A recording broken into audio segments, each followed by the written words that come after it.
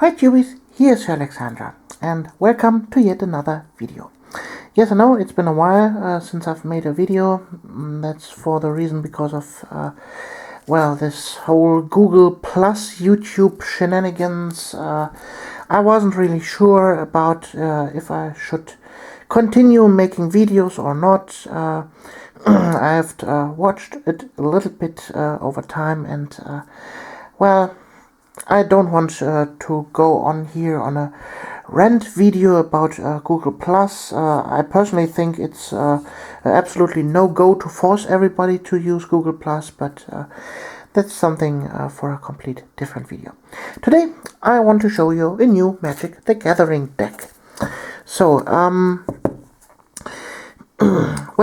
this deck is a 60 card deck for standard play, and I call it the Pass of the Hero.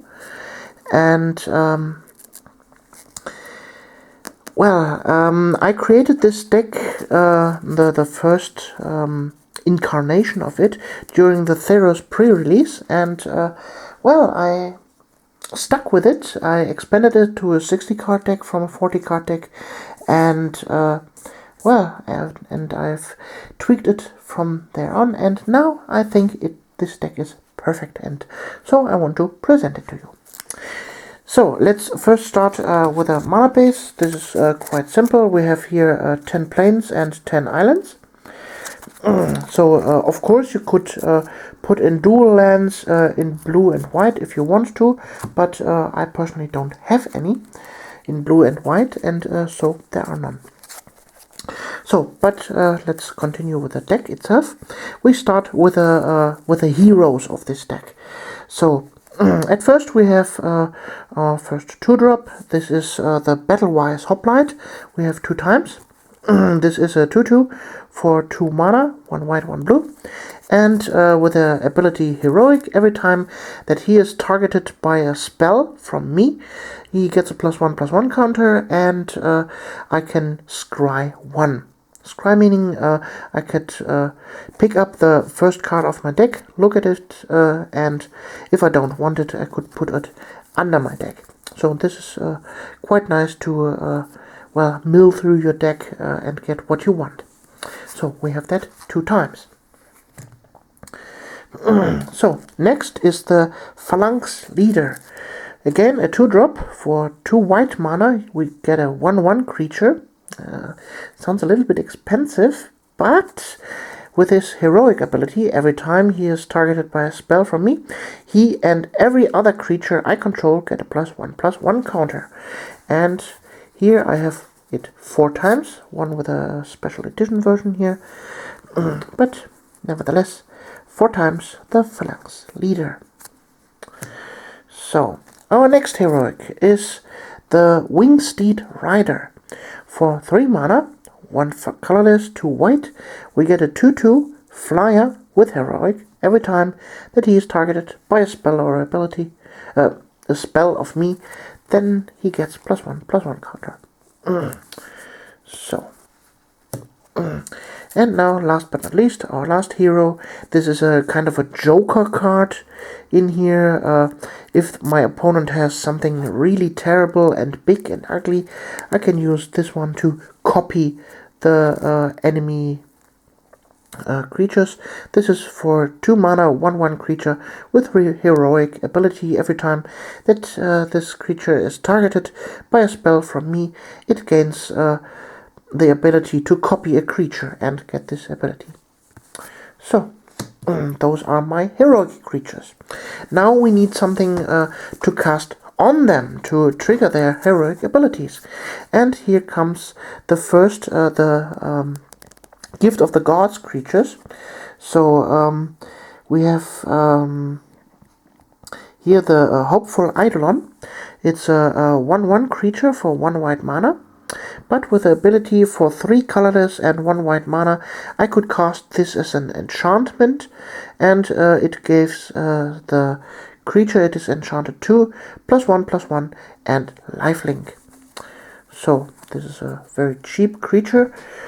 For the early drops, you can play that as a creature, but in later games it has a dual purpose as a different enchantment, and therefore they are in the deck.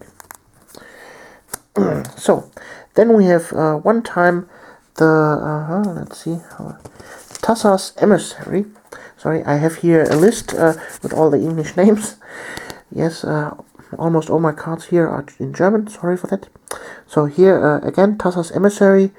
He is for 4 mana, a 3/3 creature, and has the Gift of the Gods for 5 mana and a blue.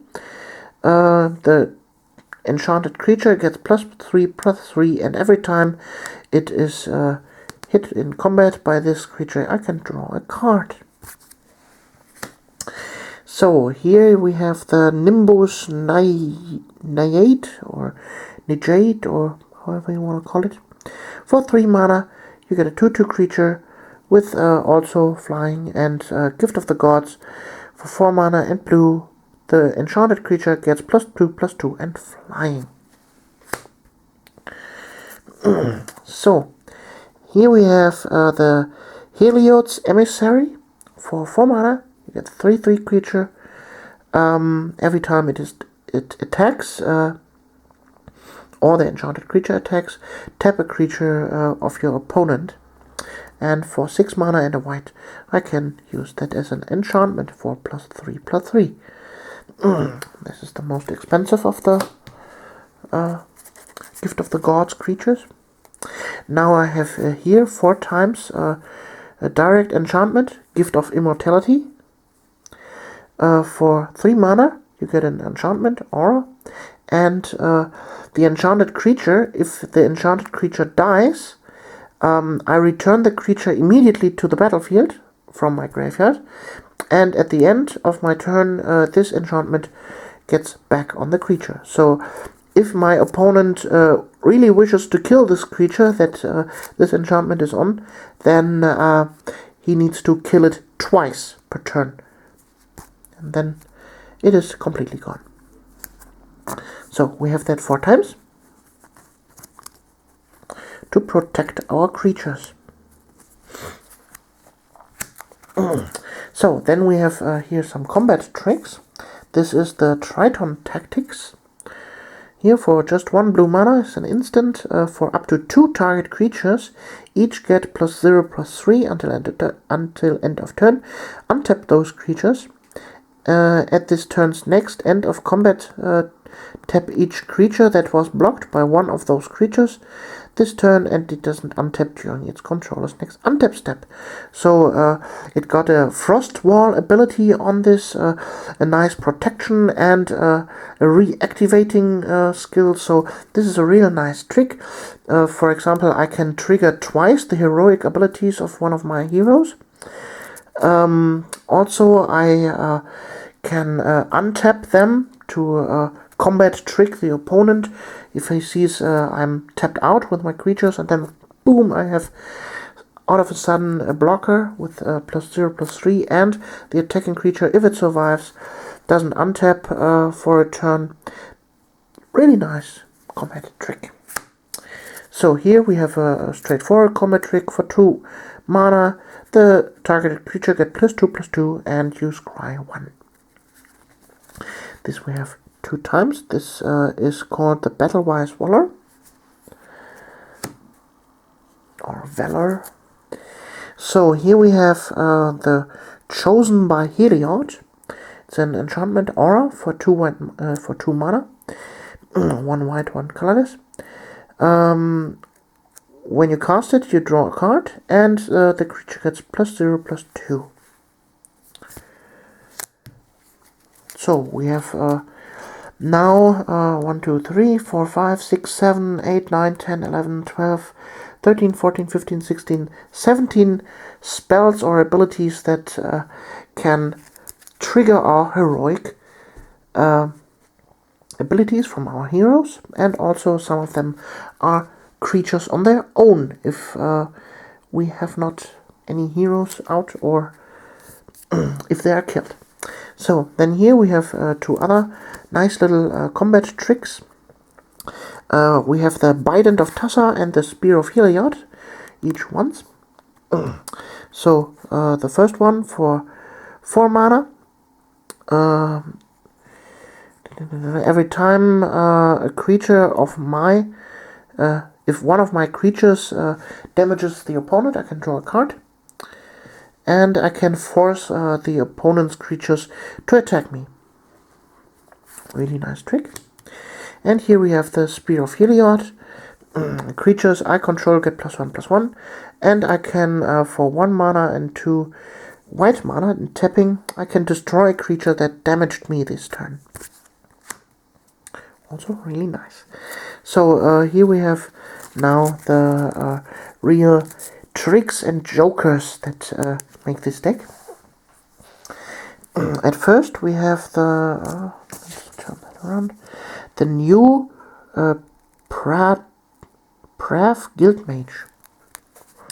Okay, it's also a 2-drop for 2/2, and for 2 mana, 1 white, 1 blue. One creature from me gets flying until end of turn, and I can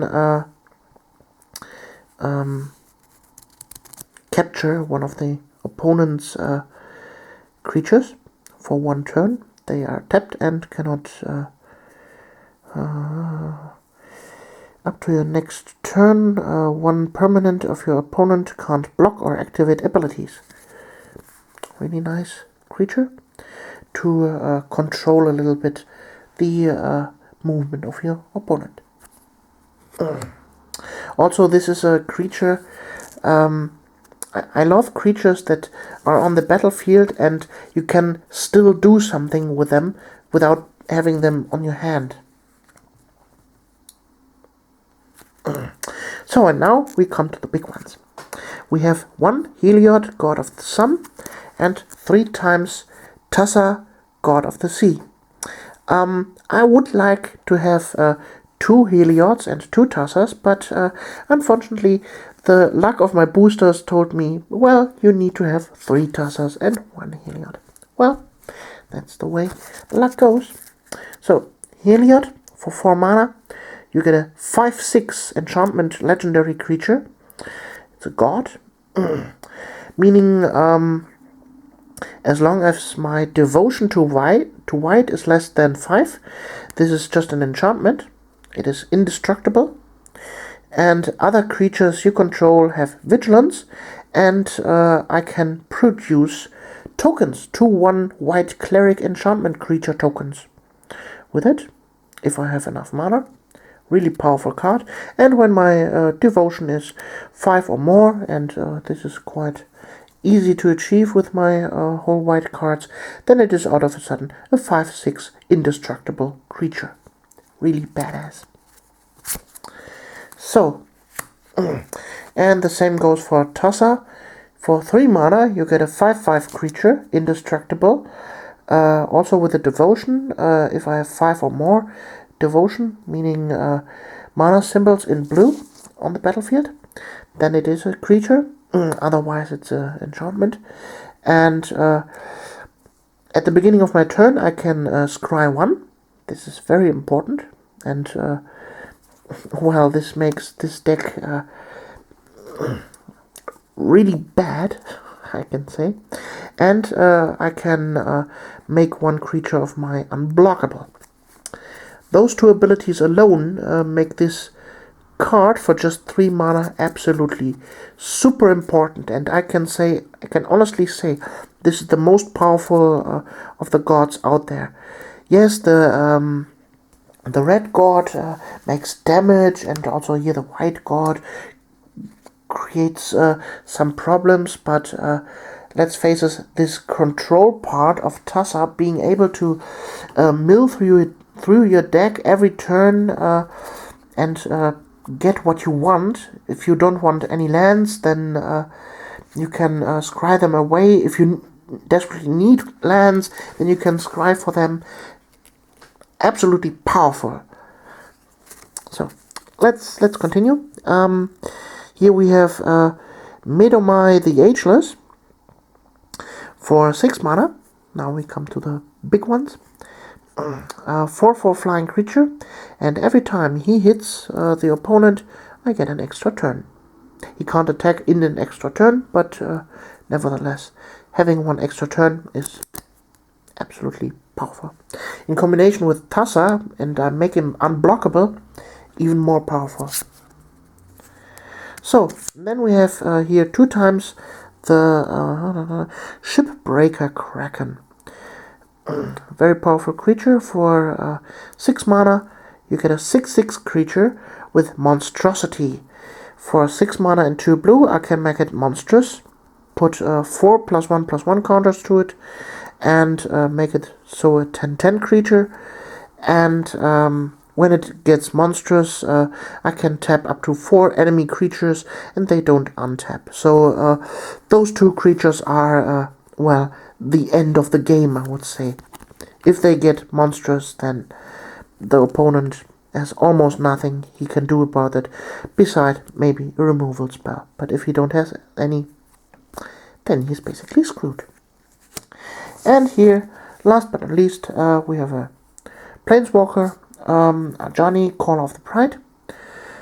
He is basically in there because yeah, he's a nice Planeswalker.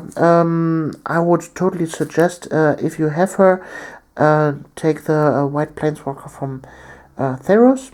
The how is he called? Don't know out of my head. Sorry, it escaped me, but well, you know what I mean. So, nevertheless, also you could exchange him for another Heliod if you want to.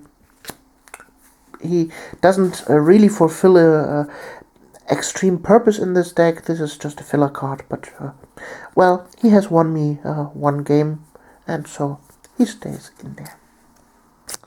So this is my deck, the Hero's Journey, and well, I hope you like it, and I hope we see us in the next video. Alexandra.